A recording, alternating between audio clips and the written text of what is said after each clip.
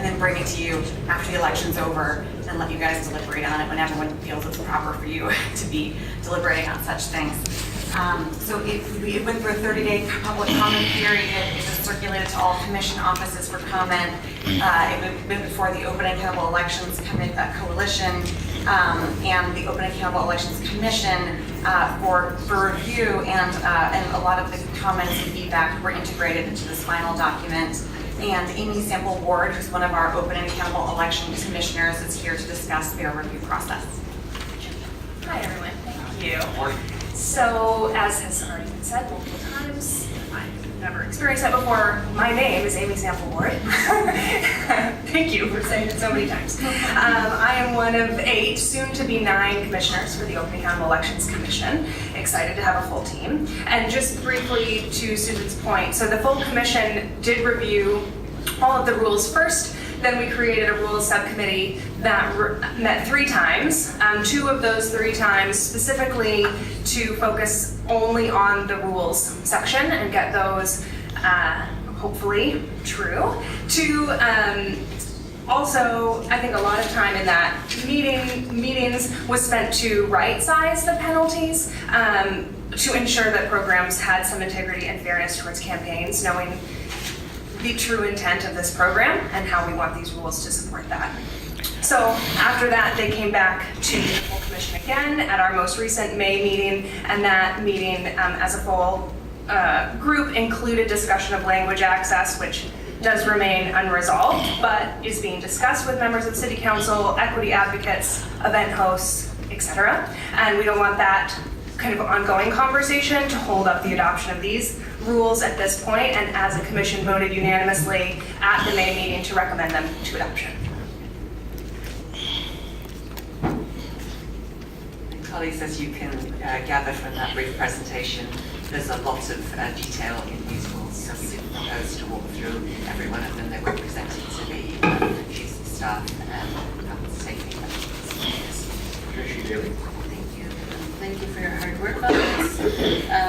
I want to express my concerns around, I guess, item number 17, which is accessibility and language access. I am a disability advocate. I'm a parent of a child with a disability, so I would be the last person to argue against accessibility accommodations, but I'm very concerned about the vagueness of this language. It is participating candidates may not participate in a debate or similar public event that isn't in a location that provides equitable access to all members of the public. Accessibility includes reasonable provision of the following: language services, removing physical barriers, providing modifications, accommodations, alternative formats, auxiliary aids, and other services that ensure access upon request at least 10 business days prior to the event. Number 1, candidates don't participate in organizing events. Number 2, I'm concerned that this language is going to discourage small organizations and grassroots groups from holding forums. So it may decrease overall access to holding forums for candidates, and only larger, more established organizations with the funds to provide all of these things will hold forums. I'm concerned about that. And finally, the language is so vague. You know, I've been working in this arena for over 15 years, and I'm not sure what providing modifications, accommodations, auxiliary aids, and other services might entail. So I imagine that someone that doesn't have direct experience with disability would be very confused by this language. So I'm not going to offer an amendment. I just wanted to go on record saying I think it's well-intentioned but problematic. And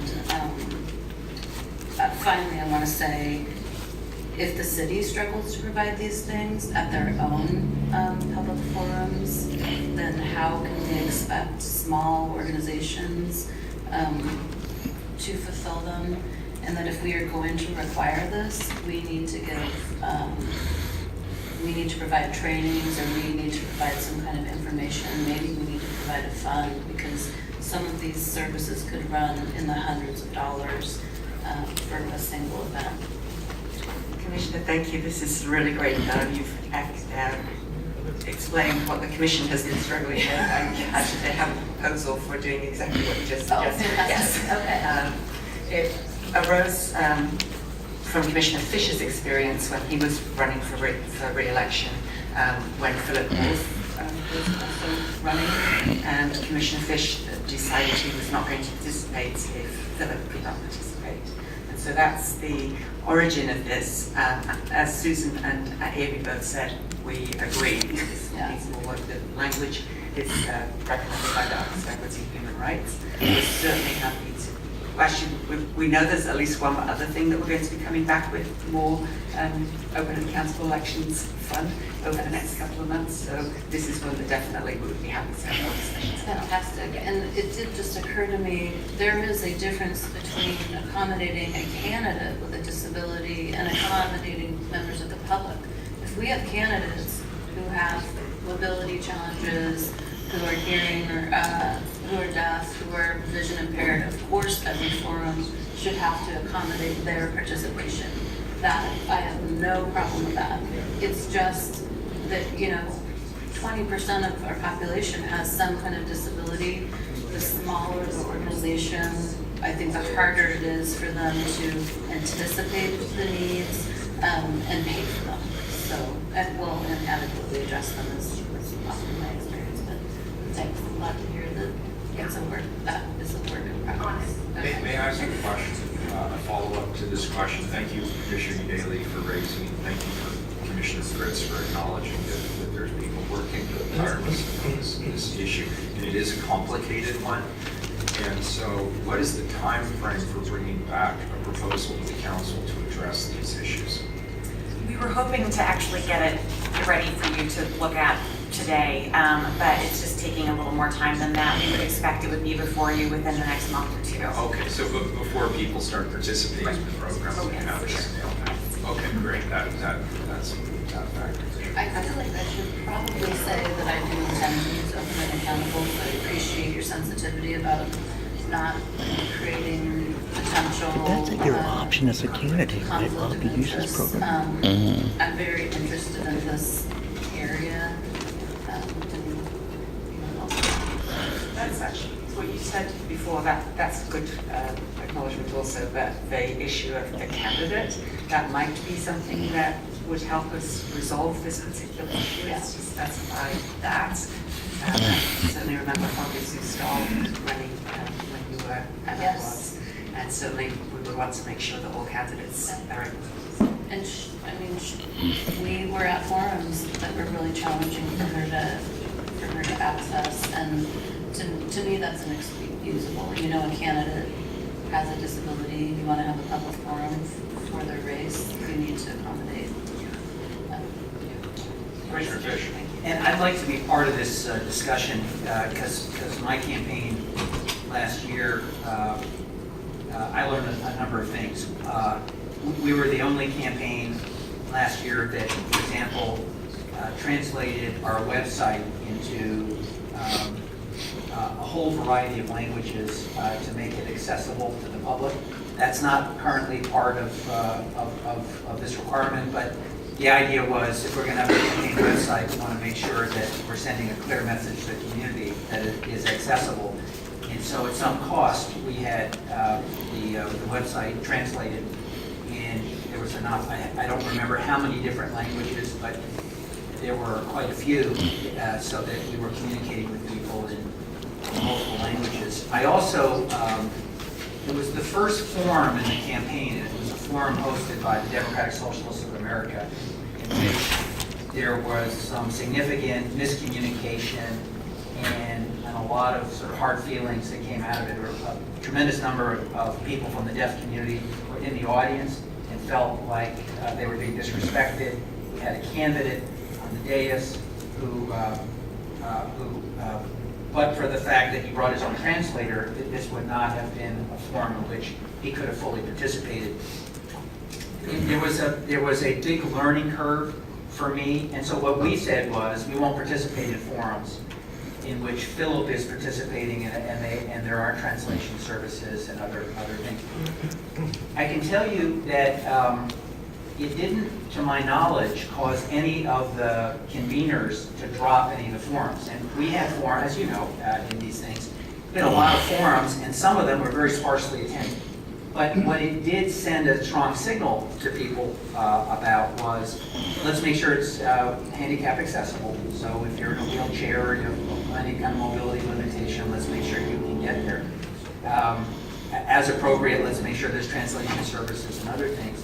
If people are requesting an accommodation, let's put people on notice that these are, public forums and they have to make an effort.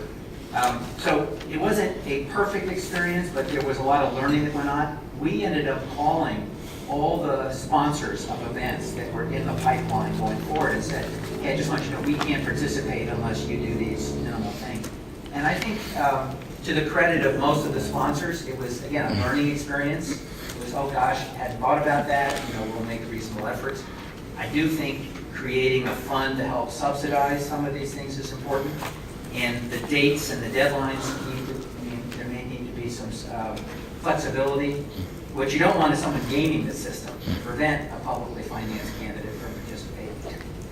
On the other hand, again, as I learned, if you don't take reasonable measures, then what you're really saying to someone who has filed that you're not going to be treated as fairly and seriously as other candidates, and that's unacceptable. Now, that was the gist of my concern, that we not have publicly financed candidates that are participating in forums where other people are prevented from fully participating and the law from being enforced. So I'd like to be part of these conversations as we work out the details and make it more specific. And I think it's going to take an election cycle to really debug this and do some learning.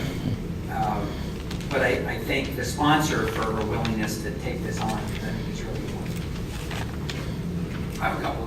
Commissioner Hurst, please go ahead. Thank you, Mayor. I just wanted to say, I was just trying to remember if we have a disability commission. Is that functioning? It's currently not convening and is being having conversations with the community about what the next iteration of that commission is going to be. So I would, We just funded in the budget the position that's going to help do that. thank you for that. It would be great to actually bring Philip Wolf and other people who are disabled together, maybe for a focus group to really talk to them directly about how we could make sure that we are writing rules that will ensure that they can fully participate, whether they're candidates or whether they are people that want to work on an election that's actually being run by someone with a disability. We always do this after the fact, and it would be so much more effective if we would bring people with us, right, as we go through this process. But I agree with Commissioner Fish that until we go through a full cycle and learn what we don't know about what we don't know, then I think as long as we're engaging those communities and keeping them connected to make sure that if we identify barriers that we remove them as soon as possible, I think we'll have an excellent election cycle. So thank you for your hard work. It's amazing how much progress we've made in such a very short period of time. Thank you. Here. Commissioner Just Fish. add one other comment. The language is shall not participate in a forum. Is that the specific trigger language? Yes. Okay, because there was a second category of controversy in my race, which I'll just put on the table so that you're aware of it.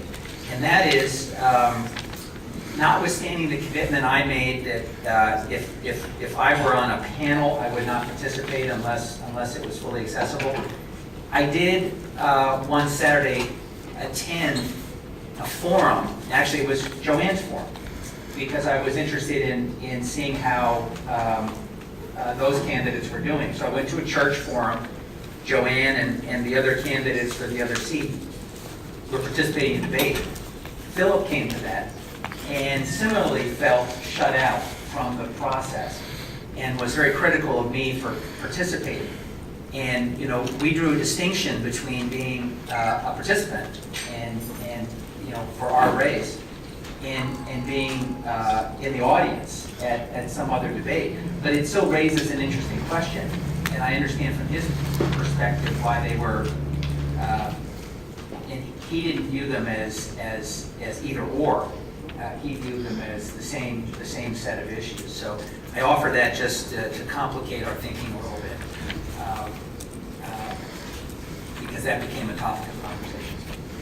Yes, thank you. I have a question, and I know you're prepped for this. I don't think I got the answer prior to the session this morning, but it's my understanding, based on the rules that